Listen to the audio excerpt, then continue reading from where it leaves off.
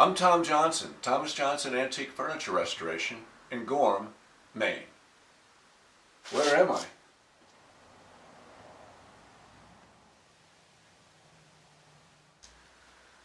Well, my daughter and her significant other have moved from Oregon to Maine, and her shop has landed smack dab in the middle of my shop. We will talk more about that in the future. You know, winter is coming on, Thanksgiving is next week, the holidays are coming up. Maybe someone on your list is talking about a musical instrument.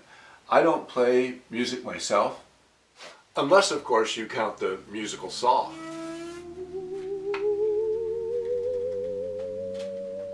Of course, I use mine primarily for sawing wood. My first video I want you to see is a harpsichord, and I find them to be very, very fascinating. This is a sweet little harpsichord. It was built from a Zuckerman harpsichord kit in 1984 by this gentleman, Henry Van Zant Cobb. He actually built a few harpsichords from kits, bigger ones than this even. And this harpsichord is in pretty good shape, but it's been stored down a basement. It's made of maple. It's got dirt on it. It also has what may be a little bit of water spots and possibly mildew. So I'm going to clean it down with a bleach solution and then re-shellac it.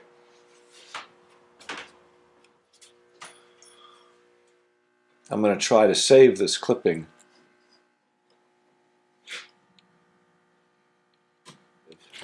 That Scotch tape seems like it's stuck on there pretty well. I'm going to see if a little paint thinner will loosen that adhesive. I'll finish getting the tape residue off later. Now I'm going to take off the hardware and take the lid off.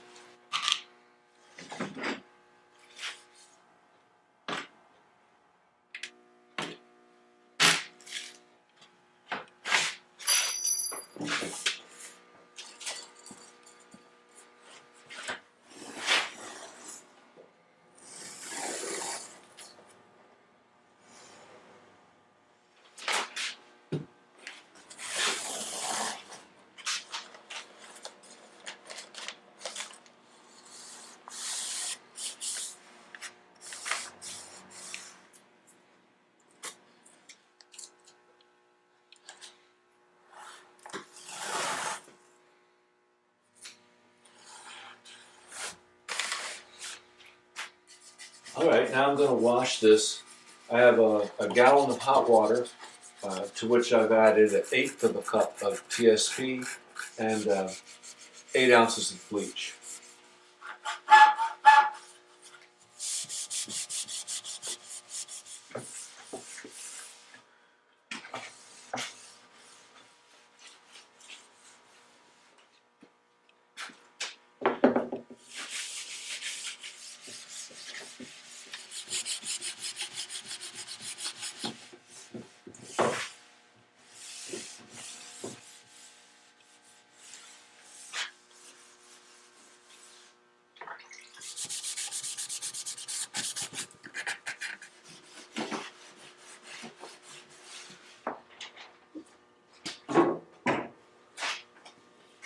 Well, the bleach solution has dried overnight, and everything looks really good, especially some of the spots that didn't seem to go away immediately. And so now I'm going to sand everything with 220 gold paper, getting ready for a coat of shellac.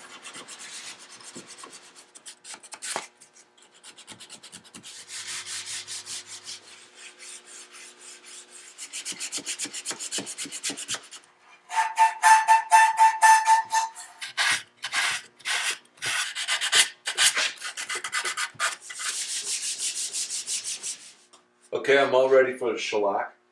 I buy this shellac, this wax-free shellac, at the hardware store, and I thin it like 2 parts shellac and 1 part alcohol.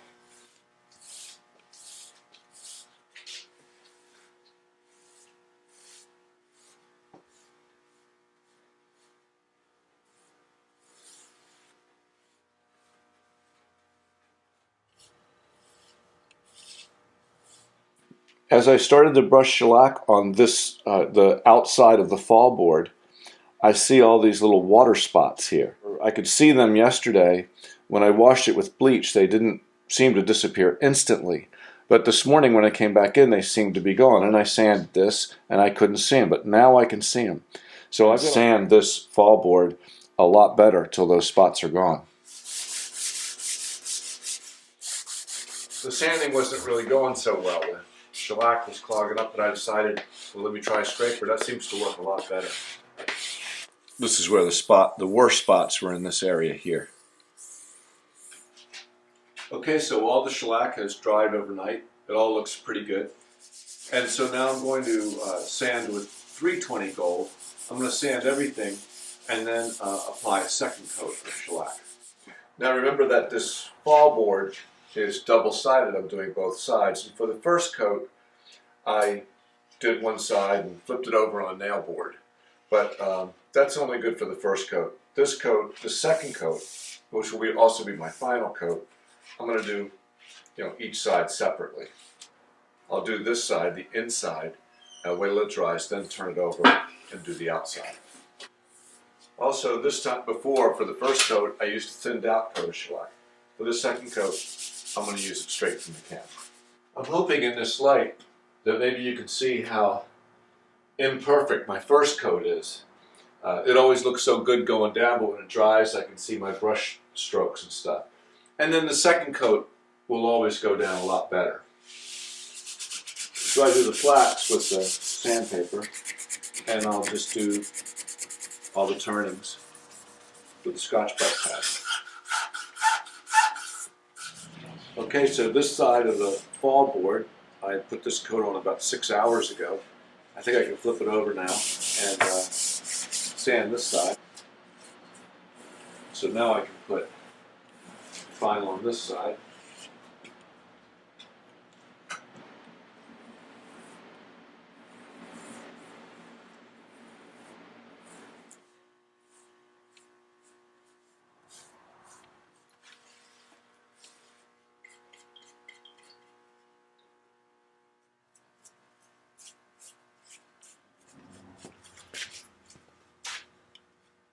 Okay, now the second coat has dried overnight, and the next step is to sand it out with 500 gold sandpaper. The shellac coat has, a lot of defects in it. There's a lot of brush marks. Shellac dries so fast, it makes it difficult to brush a really nice coat over a large surface. So hopefully I'll be able to smooth it all out with this 500. And I'm not applying a lot of pressure, just lightly, but I can see the brush marks and other defects going right out. So I'm hoping you can see here, as I sand, after the first couple passes of sandpaper, you can see very clearly the defects, or in other words, where brush marks are. And so I just keep sanding. And now I know it's ready for the next step. Okay, so now I've got this sanded. Now, I didn't get every single shiny spot out, because the next step, in which I'll use 4-0 steel wool, we'll take out those remaining shining spots. You can see here some of the shiny, grainy marks in the shellac. I'm going to take the steel wool, and I can see in my raking light here that those shiny spots are disappearing. And as they disappear, the surface is becoming very, very smooth and looks even and is developing a really nice sheen. I do small sections at a time. You go along, make sure you get the edge really well, and then just do a small section, usually dictated just by what's comfortable. And then when I move on to the next section, when I'm done with that, and as I'm finishing that section, I overlap with the section that I've already done. Okay, the next step is to wax it. I've put this buffing pad on my sander. This too I'm going to do section by section. And it's important not to put too much wax on it. You want to put on enough, of course, but it's always a mistake to get too much on it.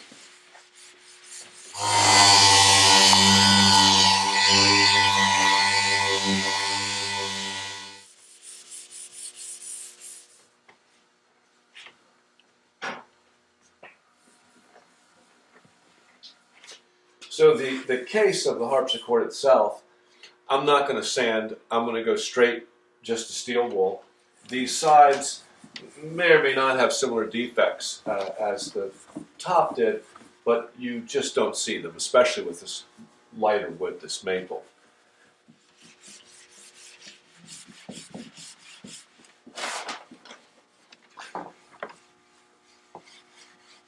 On the leg assembly, I'm just going to go straight with steel wool and wax.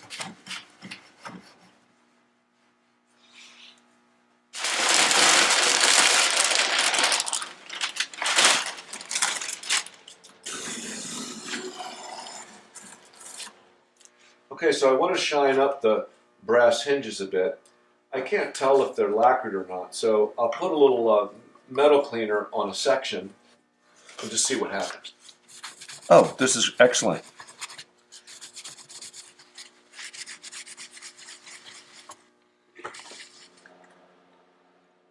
Now, before I seat the screws completely, I'll take a little steel wool and take the tarnish off them. And then always make sure that the slots in the screws all end up going in the same direction.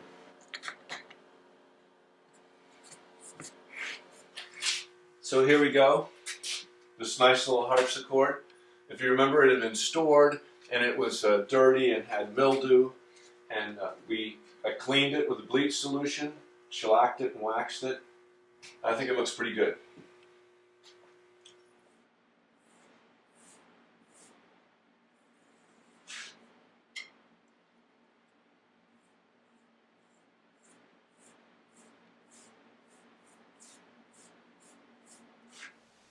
This harpsichord was stored in a basement, and please don't store things in basements, but I really like how I was able to clean it, re-shellac it, bring it back.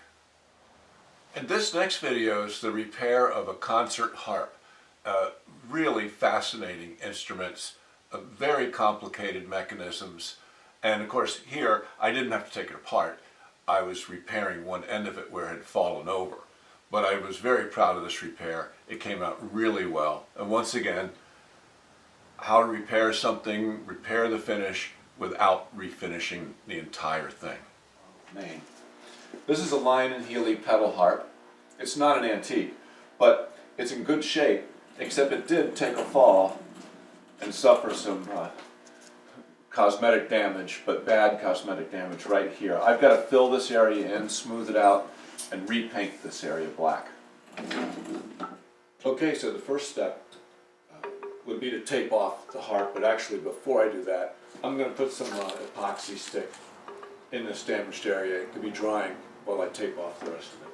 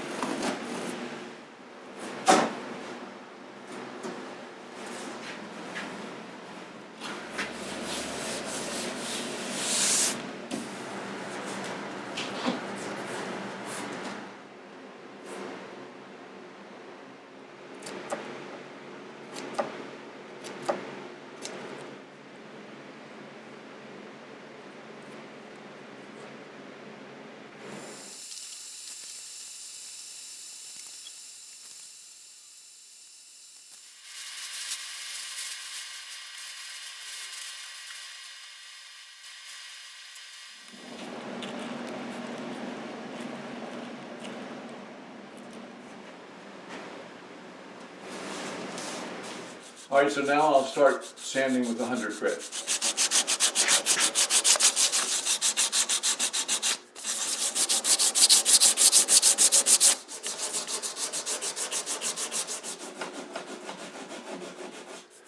See, this feels nice and smooth. It even feels level. But that little black line around the edge there tells me I'm not level.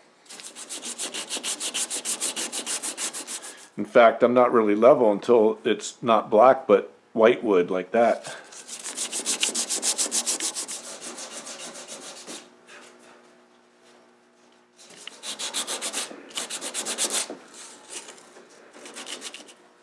Alright, I've sanded to 150, and now I'm going to spray it with a black satin aerosol.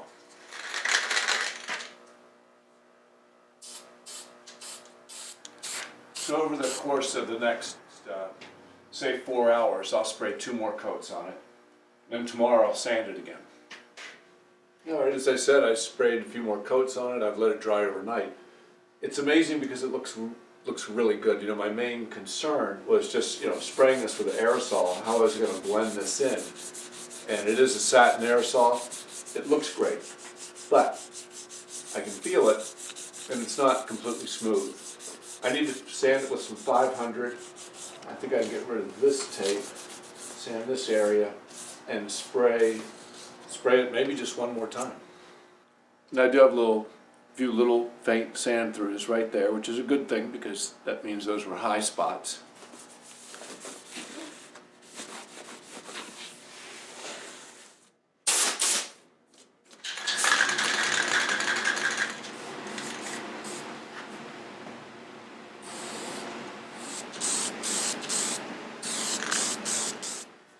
All right, I hope this coat dries as well as the last coat did.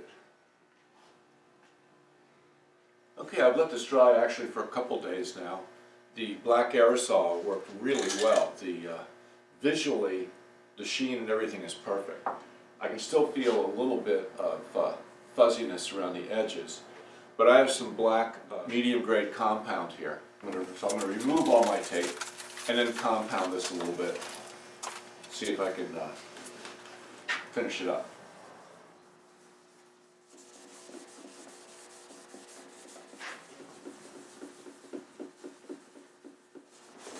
Now the compound's starting to dry.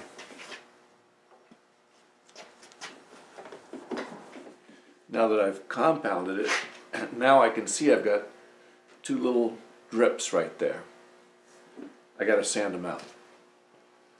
So I'm going to take a little 1200 and water, see if I can sand those out.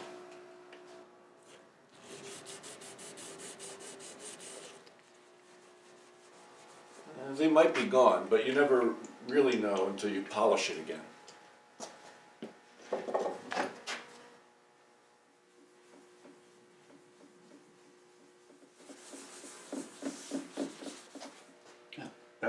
That looks pretty good.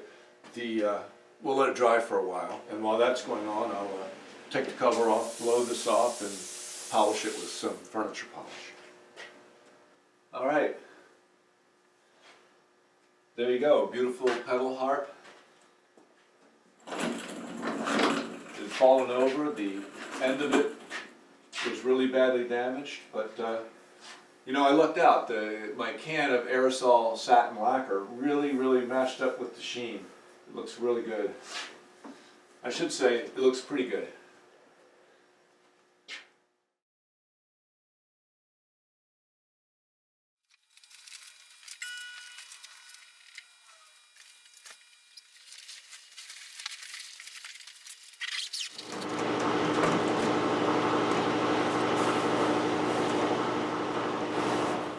In this video, I really like this guitar, and what's really interesting about this is a true test of Titebond glue. This has been a few years now. It's working fine. Guitar works fine. And this video really shows the importance of dry clamping first. This will be a little different video. You usually see me working on antique furniture, but of course I work on any wooden object. And over the years I've worked on a lot of guitars. This is a solid body electric guitar made in Korea in the late 1970s, Les Paul copy. It's called a Series 10, and unfortunately it fell off a guitar stand and the neck broke. And we are going to glue that neck back together. I also have a small amp here. It's a Gorilla amp made in the late 80s. It doesn't really have any special cachet, which is good because we're going to attempt to dye the Tolex cover. So obviously, first thing is to remove the strings.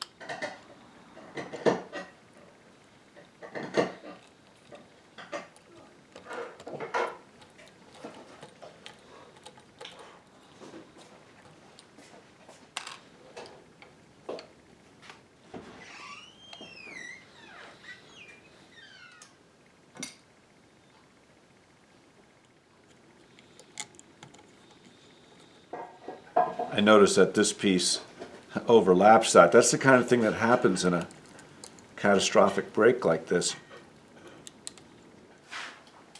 Okay, now I'm going to dry clamp it. In other words, without glue. I'm going to figure out how I'm going to clamp this. I want to put this in the vise so I can see both sides of the neck at one time. I think I need to remove this truss rod cover because I'm sure I'm going to put a block across here.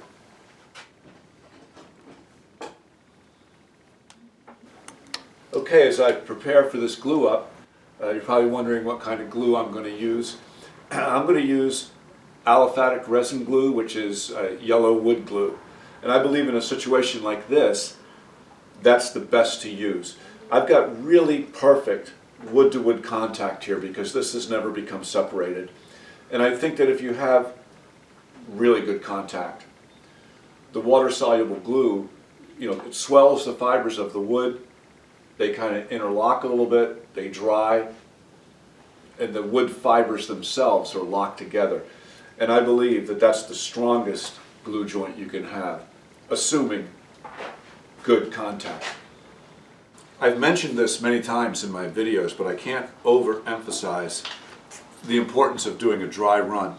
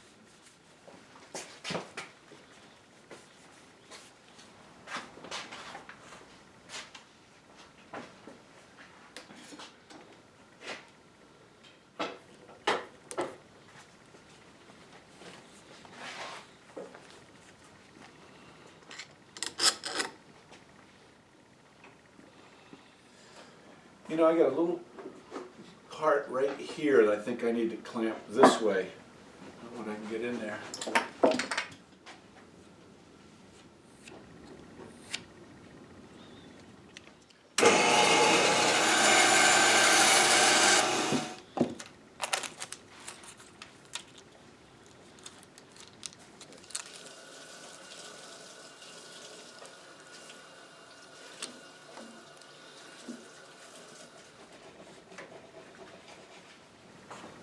All right, we'll find out tomorrow.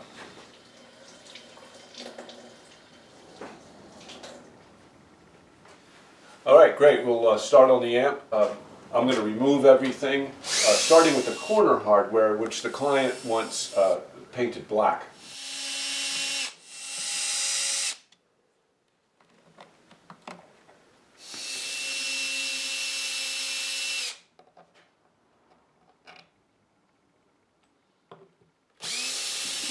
So I'm seeing that the board to which the speaker is attached is glued in there with glue blocks.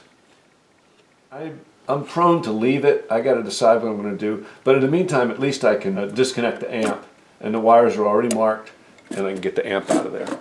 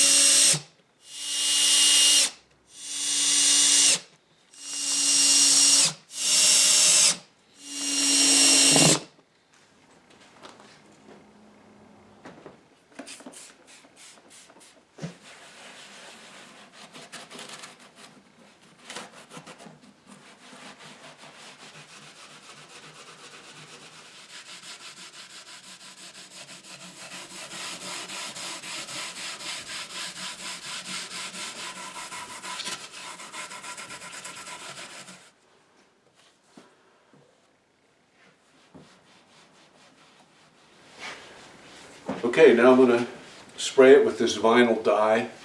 It's called a dye. It's white, and it's made for spraying this kind of vinyl surface. I'm going to take advantage of the beautiful day it is outside and do this outside.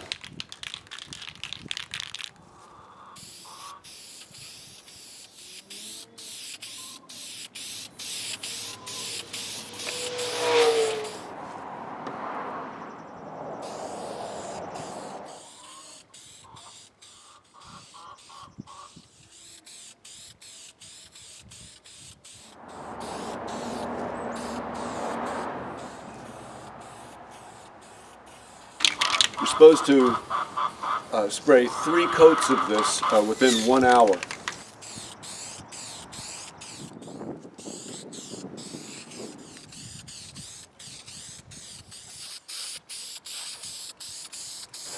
This last coat is supposed to be a really wet coat, so I thought I'd do it inside.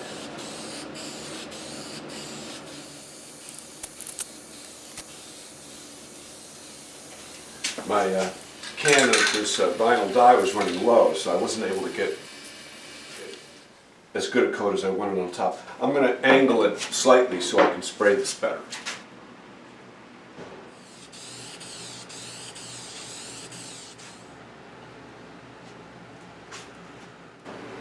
Alright, let's see what we've got here.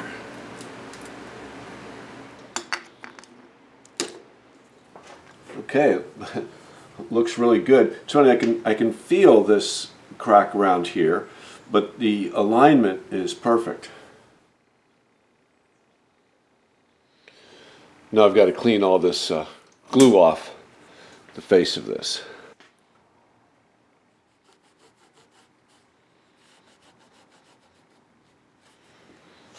I've left this rag on for a few minutes. You can see how it's loosening up the glue.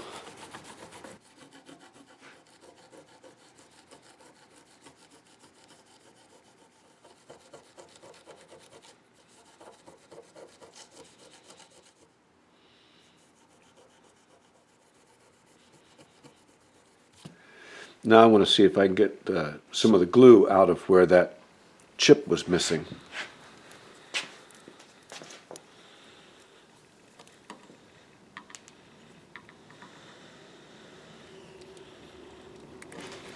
Now I'm going to fill that space with epoxy putty, and I'm going to chisel it off before it hardens.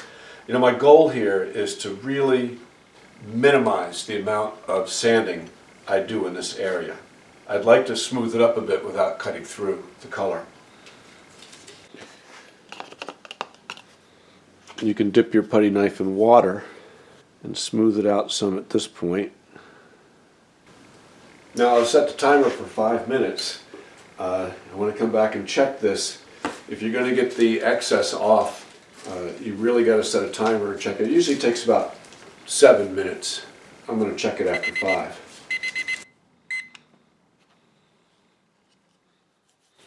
Once again, a little water on a Scotch-Brite pad.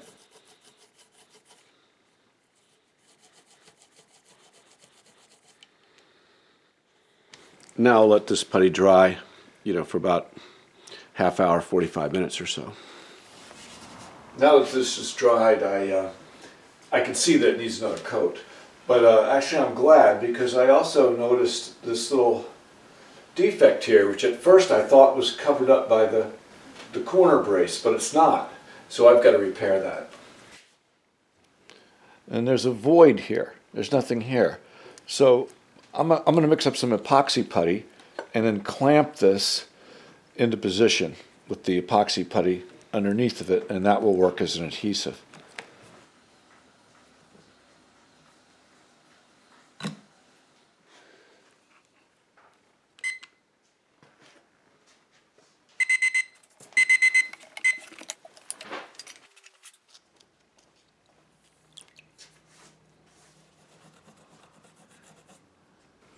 I'm going to paint the amp hardware black. So first I'll abrade it with a gray pad, clean it with a degreaser, spray it with a primer that happens to be white, and then the black spray paint.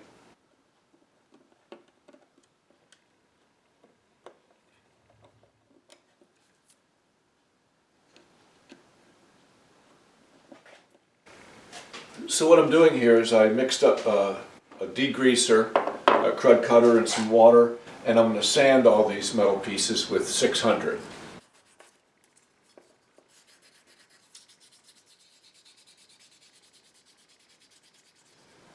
The 600 paper isn't really knocking down the gloss that I feel like I need to do before I paint these. So I think I'm going to hit them with a maroon Scotch-Brite pad first. That seems to be taking down the gloss, and then I'll just use the same pad and wash them with the degreaser. And we'll see what happens after when I spray them.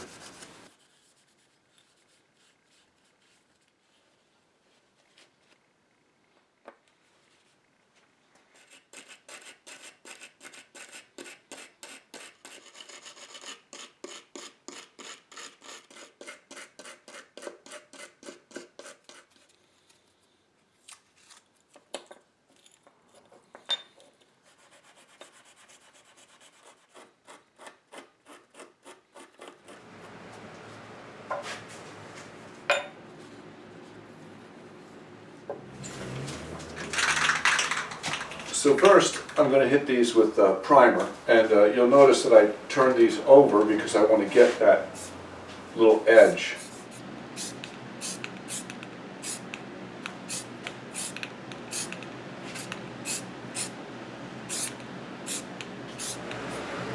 Now in the meantime, I'm going to spray another coat of the vinyl paint on the amp case.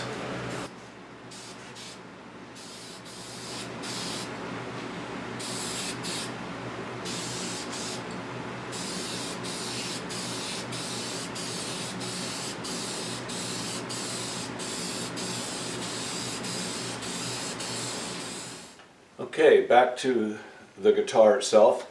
These areas where I puttied, they're really smooth. I'm just going to sand this a little bit with some 320 and put some sealer on it, and then I will touch up my putty. It's got a decal here. We can't really do too much to the whole thing. It's not my goal, nor the owner's goal, to make this like perfect or anything. This is a working instrument. But I'm going to touch this up a bit. Okay, now I'm going to get back to the hardware. I read the directions on the can of the primer and paint, believe it or not, and you have to apply all these coats within 1 hour, depending on temperature and humidity, or you have to wait 48 hours between coats, and I'm not waiting 48 hours, so.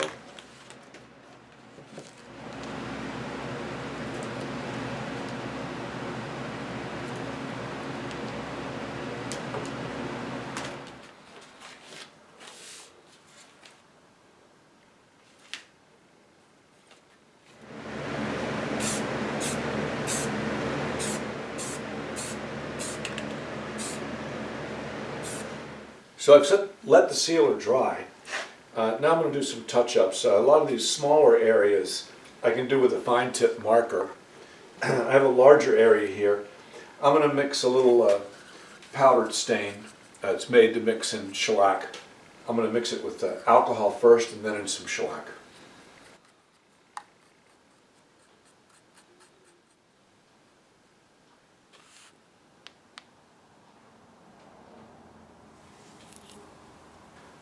Now that's a little light, but it's good. I may tone that with a toner. I'm going to touch up these other lines with the fine tip marker, and then I may tone it.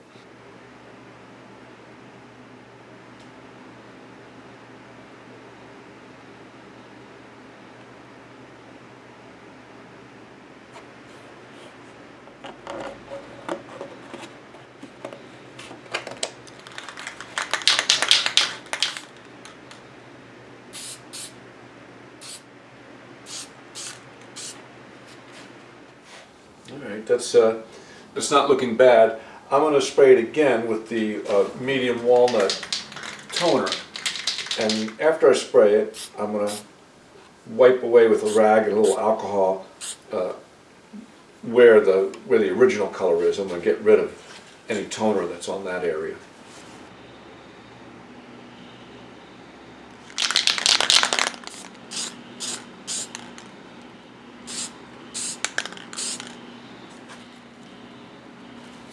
Okay, I'm just going to leave this alone at this point.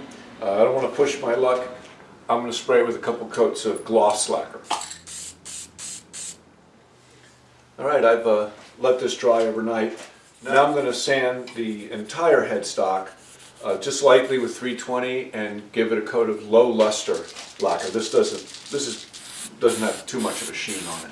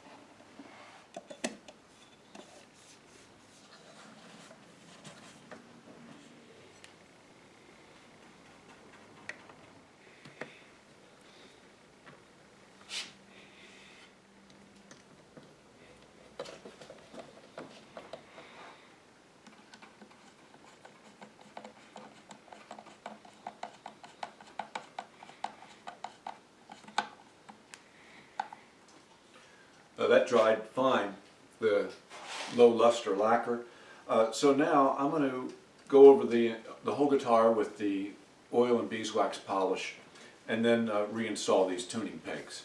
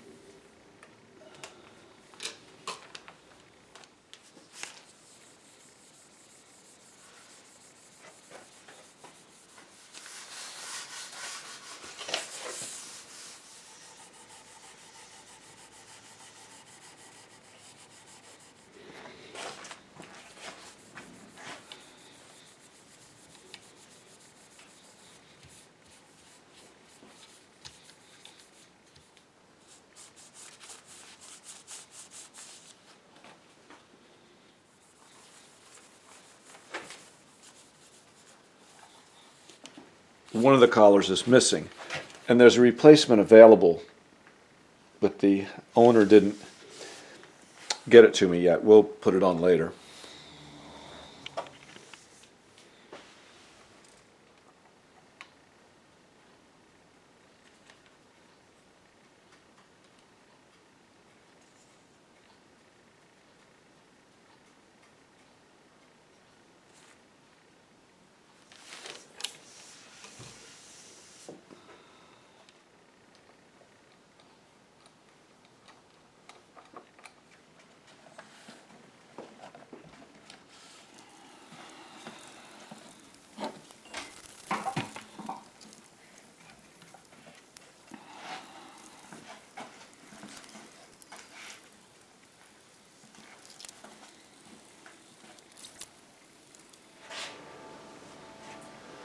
So there you have it. It's a nice little guitar.